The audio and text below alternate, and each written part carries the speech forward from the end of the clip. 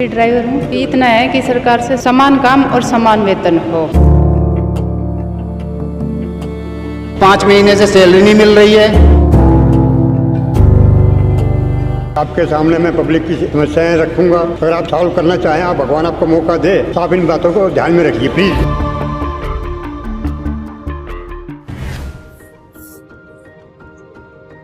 भैया मेरी माँ से मिलो। Mommy, he was driving me in the Uber toilet. So now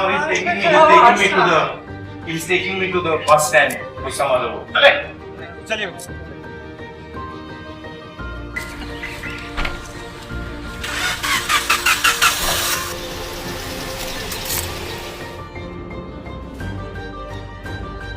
नमस्कार, कैसे हैं आप लोग? नमस्कार जी, नमस्कार। नमस्कार नमस्कार। बैठ जाओ यहाँ। बैठो।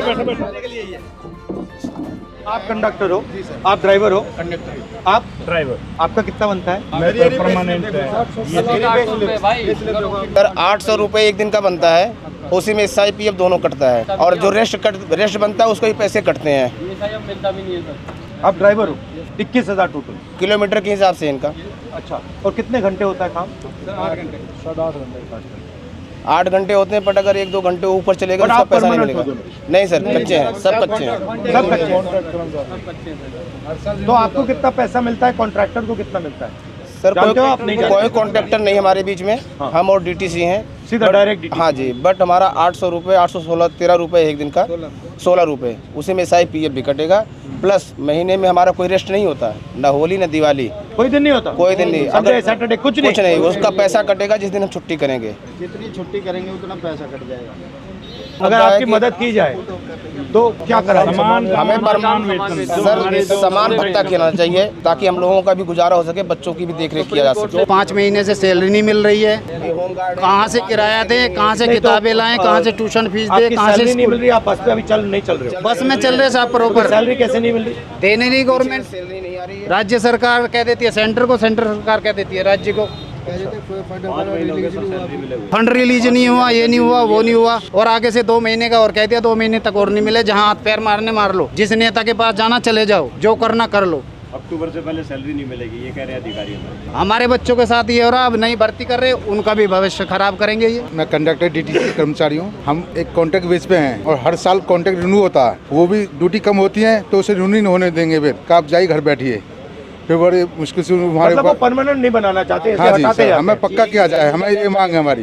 या नहीं तो समान वेतन समान काम होना चाहिए हमारा। हम आपसे मांग यही कर रहे हैं बस सरकार से। जब तक शीला दीक्षित हमारी बहन जी थी, जब तक उन्होंने पक्का किया, उनके बाद हमारे कोई अभी तक सुनवाई नहीं, उन्होंने पक्का किया। लेकिन हमारा सवाल ये है सर कि नागरिकता हमारी पक्की तो नौकरी कच्ची क्यों? क्योंकि आज निजीकरण हो रहा है, सबसे ज्यादा निजीकरण कर रहे हैं लोग, और इस निजीकरण से हमारे बच्चों का क्या भविष्य रहेगा?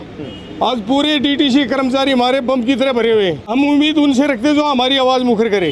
सर पिछले 6 महीने से सैलरी नहीं है, और उस सैलरी का नतीजा ये है कि हमारे 24 जवान जो होम गार्ड के हैं वो कोई हार्ट अटैक से, कोई डिप्रेशन से वो दुनिया छोड़ चुके हैं। और हमारी समस्या ये है सर कि हमें हर 6 महीने के लिए हमारे को एक्सटेंड किया जाता है। ऑलरेडी हम ट्रेंड हैं, ट्रेनिंग के बावजूद हम भर्ती हुए थे होमगार्ड के अंदर, और उसके बावजूद अभी 10,285 आदमियों की भर्ती निकाली है, और हमें जनवरी तक का टाइम दिया गया कि अब इस उम्र में, जिसमें हमारी एज सबकी 50+ हो चुकी है, अब इस एज में हमें कोई ना तो सिक्योरिटी में नौकरी देगा, ना ही कोई और नौकरी हमें मिल पाएगी। मैं भी ड्राइवर हूँ। बस इतना है कि सरकार से समान काम और समान वेतन हो। मैंने बताओ, इनकी उम्र इतनी ज़्यादा हो गई, अब ये क्या करेंगे? दूसरी नौकरी देखने के लायक भी नहीं छोड़ा इनको। बस यही है कि समान काम और समान वेतन हो। ये प्राइवेटाइजेशन जो हो रहा है, इसका फायदा किसको मिल रहा है? इसका फायदा उद्योगपतियों को मिल रहा है, टॉप वालों को, उद्योगपतियों को मिल रहा है। आप एक्सपीरियंस हैं?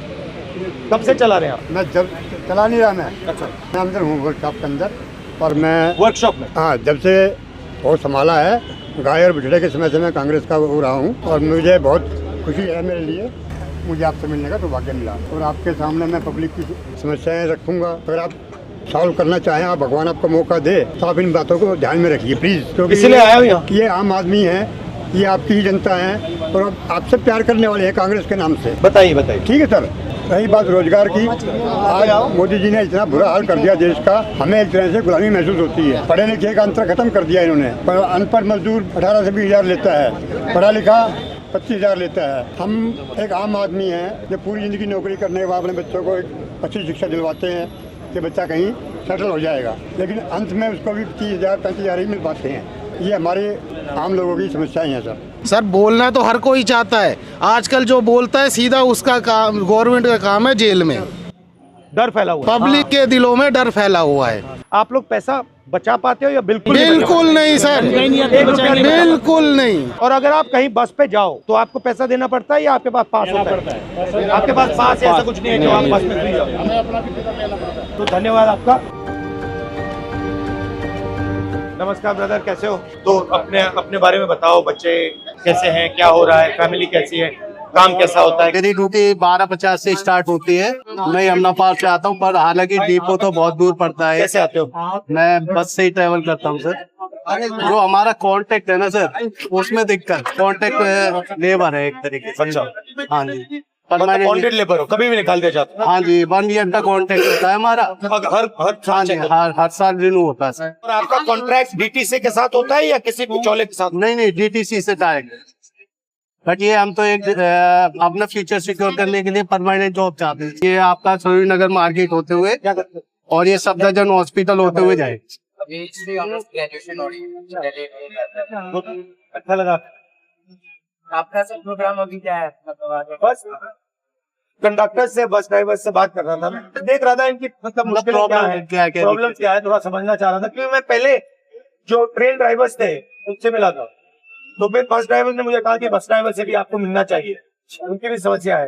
तो यहाँ पे इनकी पेमेंट की समस्या है, होम गार्ड की समस्या है, तो ये मैं थोड़ा समझने की कोशिश कर रहा हूँ। मास रिच तक पहुंचे, बस वही कि लोगों को पता लगे कि आप बस में बैठ रहे हो, मगर ड्राइवर को क्या करना पड़ता है, कितना पैसा मिलता है, कितनी मुश्किलें हैं, कंडक्टर को क्या भुगतना पड़ता है, फिर सिटीजन जो आ रहे हैं उनको क्या क्या ये आइडिया। थैंक यू ब्रदर, धन्यवाद भैया, अच्छा लगा आपसे। ओके,